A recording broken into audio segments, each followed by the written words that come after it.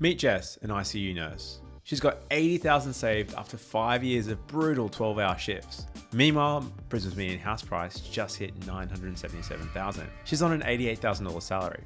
That means her entire year's work equals to 9% of the median house price. On the surface, it looks like her dream of buying a home is just that, a dream. But don't worry, this isn't a story of defeat. It's a story of how anyone, no matter what the salary, can buy a home. Today, I'm pulling back the curtain on exactly how you can do it. I'm going to break down exactly how much borrowing power you can have at different income levels, and more importantly, where you can afford to buy, even in today's market. Because here's the truth, it's not just about what you earn, it's about knowing where to look. And I'm here to help you find it. In 2025, banks are taking a much more cautious approach when determining how much you can borrow. Rather than basing their decisions solely on your current mortgage rates, lenders stress test your ability to repay the loan by applying a 3% interest rate increase. For instance, if the rates today are around 6%, the bank is calculating your ability to pay back that loan at 9%. Now that was great in a rising interest rate market, because potentially if the rate's going to go up, it's obviously, you want to be able to afford it. But in the current market where the rate's going to come down, it's not really reflective of what's going to happen. Not only that, your borrowing capacity is tightly linked to your debt to income ratio. This is something that happens in the background, but lenders will typically assess or give you a loan up to 5 to 6 times your income. So really roughly, if you're earning $100,000, you can expect to borrow around $500,000 to $600,000 within the bank's DTI benchmarks. But if you're too heavily indebted, if you've got personal loans, credit cards, then it can reduce your maximum debt to income and how much you can borrow. And that's the other crazy thing. Ongoing debt that you have, whether it's student loans like HECS or help debt, credit cards, they all cut into your borrowing capacity. With HECS in particular, once your income passes that repayment threshold of around $48,000, a percentage is automatically deducted from your servicing to go towards your HECS debt. Now, the bank's regular has flagged some changes here, but it's not yet happening. So I'm basing this as at the bank's assessment today. Now, for payment buffers and your credit cards weren't enough, banks also factor in your living expenses. These are used either using the housing expenditure measure, HEM, or they'll actually look at your statements and look at what you're spending on food, electricity, utilities, private health, all that fun stuff. And the more you spend on this stuff, the less money is left over to pay for your loan and the less money you can potentially borrow. So for a bank to work out how much you borrow, they're going to combine the impact of the 3% stress test, your debt to income limits, ongoing debt repayments, and required living expenses to work out your overall borrowing capacity. So as you can see, there's a lot more to it than just looking at salary, and understanding these factors can help you better prepare for a loan this year. But let's start with income. Let's break down what different incomes can get you in today's market. I'm using real numbers using one of the big 4 banks' borrowing repayment calculators. This is one the brokers use, not their online ones. And to be clear, your borrowing capacity can vary from lender to lender, but these numbers are going to give you a clear snapshot of what's possible. Let's start off with a retail worker earning about $45,000 a year. A single retail worker earning $45,000 a year can typically borrow around $220,000. It's a modest start, but it's something. The good news is if you've got 2 retail workers, so it's you and your partner looking at buying a home together, or maybe you and a friend living together, with a combined income of $90,000, your borrowing capacity almost doubles to $415,000. Let's assume you're a nurse earning $88,000. There's a lot of overtime and shift allowances and stuff you get, but for the purpose of this, let's assume it's a base salary. You could be borrowing around $444,000. That's obviously going to open up a lot more options than a retail worker.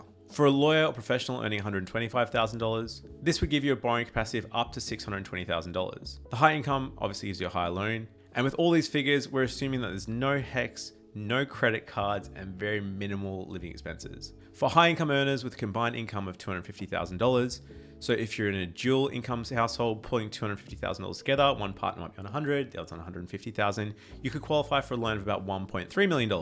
So as you can see, it's not quite a linear thing with these capacities, but the strong combined incomes can give you more options in a competitive market. If you're a top tier professional, like a surgeon earning $300,000, you'd have a borrowing capacity on your own of about $1.4 million. You might be surprised by these numbers. Well, if you think these numbers seem a little low to you, yeah, you're right. Between 2021 and today, borrowing power in Australia has taken a huge hit. You might be saying these numbers don't quite add up, but back in the pandemic era, when the mortgage rates were at rock bottom, Australians could borrow massive amounts. Fast forward today, over the last 2-3 years, the RBA's hiked rates 13 times, dropped them once, pushed the cash rate from near 0 to over 4%, and forced the banks to increase their stress test to a 3% buffer. It was previously 2.5% before. What does that mean in real terms? One analyst has suggested that the income you'd need to afford a mortgage comfortably has increased by 37% over the last 2 years. In practical terms, this means if you could borrow, say, $1 million back then, a couple of years ago, right now you might only be able to borrow $700,000 to $780,000. That's a reduction of 20 to 30% or more in your borrowing capacity. And in the meantime, property prices have increased, so it's a double whammy really. So if you haven't updated your borrowing calculations since the ultra low rates in 2021, you might be in for a little bit of a surprise when you see the numbers today. But it's not to say that you can't still buy in the current market. All right, so this is the part you've been waiting for. Based on the borrowing capacity numbers we went through, what kind of home can you actually afford on that salary? Well, let's set the scene. Australian house prices are completely different depending on where you look at the map. Sydney's median house price is sitting at a jaw-dropping $1.5 million. Melbourne's around $900,000 and Brisbane is higher at $975,000. Those median house prices are way out of reach for most low to middle income owners. But there is hope. The median price is just an average of the homes sold in the city or suburb. Every city and every suburb will have properties that are below the median, which means they're much more affordable than what you think. And these properties aren't necessarily run down or fixer-uppers. They could just be smaller, a little bit older, with a smaller yard. Just think of entry level. Your first home doesn't need to be a forever home, it can just be a stepping stone. For $45,000 income earners, what can you afford with a $220,000 loan? Let's be honest, buying a property on a $45,000 salary in Australia in the major cities is going to be pretty tough. With the borrowing capacity of $220 and a 20% deposit, that means you could buy a home up to $275,000. But what does that actually get you? Well, here's a bit of a reality check. Brisbane offers some realistic opportunities for buyers in this market, particularly if you're looking at studio apartments. There's a studio apartment, 502 108 Margaret Street, that sold for $240,000. It was 19 square meters, so it's pretty tiny, but it's obviously in the heart of the city, and you get access to a lot of the local amenities. There's another studio apartment, 108 Margaret Street, that sold for $240. Slightly smaller, but it's on the 21st floor, so it's got a bit of a view. Now, it's not to say inner city living is going to be for everyone, but it just goes to show it is possible if you look hard enough. Melbourne also has limited options under $275,000, typically small apartments or service units. A 2-bedroom apartment at 139 Lonsdale Street sold for $280,000. I know it's slightly over, but it offers some great yield and it's pretty close to Chinatown and the universities. And if you're in Sydney, I hate to say it, there's not really a lot. You're probably gonna have to look further out of town or maybe look at some of the regional centers for what you can get at that price point. I'm sure you realize it already, but if you're a solid buyer earning $45,000, purchasing in the major cities is gonna be pretty tricky, but it's not impossible. Here's some ways you can improve your chances. Firstly, you can look at teaming up. You can combine your income with a partner, a sibling, or a friend to increase your borrowing capacity. 2 incomes of $45,000 plus that 20% deposit could mean you could look at properties up to $550,000. You can even look at rent vesting and buy an investment property rather than a home to live in. You can look at saving strategically using schemes like the First Home Super Saver Scheme to help increase your deposit and give you more of a chance to increase the buying potential, and be open to compromise. Smaller units or properties way further out might give you a bit more options. 2 retail workers or $90,000. What can you buy for $450,000 to $500,000? All right, let's get to the point. In today's market, a budget of $450,000 to $500,000 isn't going to get you a mansion in the suburbs like it once did, but it can be that foot into the door of home ownership. Here's what's possible in Australia's 3 largest cities. Brisbane, townhouse and units. In Brisbane, $500,000 opens doors to a lot of modern townhouses and units in outer suburbs with strong growth potential. I'm talking Logan City, suburbs like Woodridge or Kingston. You can snag a 3-bedroom townhouse for $395,000 to $450,000.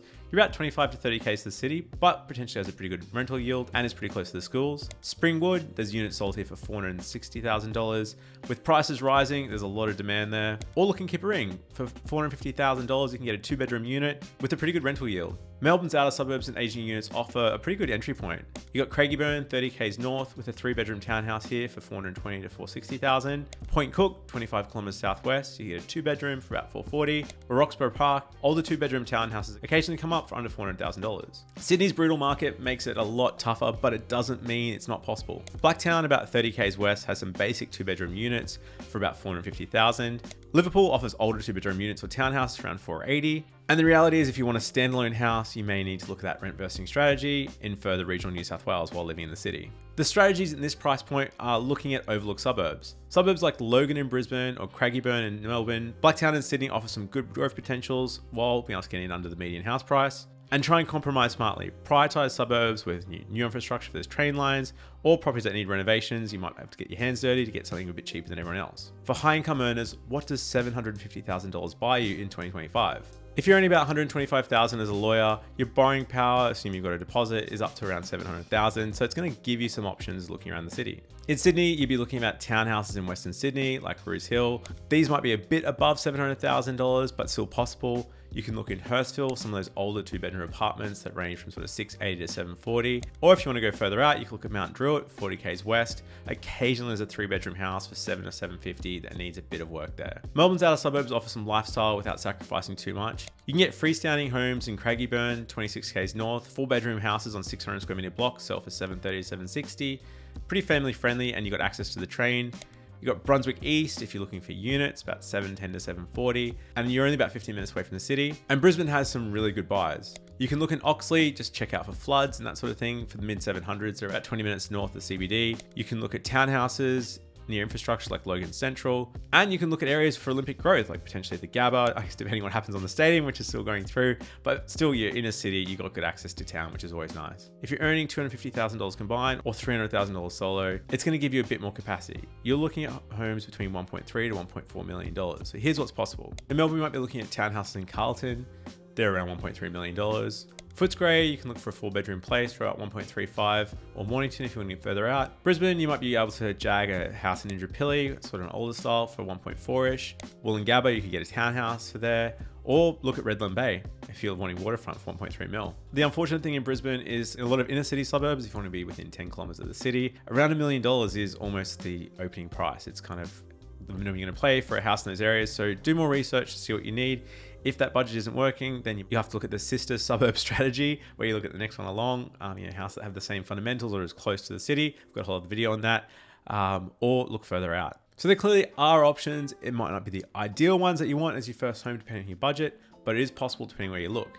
But if you've got the savings and you're just short on borrowing capacity, how do you improve your borrowing power? Well, the good news is your borrowing power isn't fixed. With the right strategy, you can stretch it a little bit further and unlock opportunities that you didn't think was possible. Whether you're earning $45,000 or $300,000, these tips can help you out. Firstly, the deposit advantage. You don't need to be limited just to your savings. Use some of the government schemes that are available to help turbocharge your savings to have more money. The First Home Super Saver Scheme. This is fantastic if you're looking at buying in a year plus away. You could save up to $15,000 a year pre-tax and withdraw up to $50,000 from your super towards your deposit. You need to make specific contributions to the First Home Super Saver Scheme. You can't just access your super fund, so you need to start now if you're looking at buying a place in the next few years. There's also the 5% deposit path. With schemes like the Home Guarantee Scheme and LMI waivers if you're a nurse, for example, means you can buy with just a 5% deposit minimum to help you get into the property quicker. So on a $540,000 property, you only need $27,000 down instead of the usual $108,000. There's also credit makeover. If you've got credit cards you're not using, have a chat to a broker and see if closing them can increase your capacity. You can look at your HEX, potentially if you only owe a little bit on your HEX, it could be worth looking at closing that to help increase your capacity.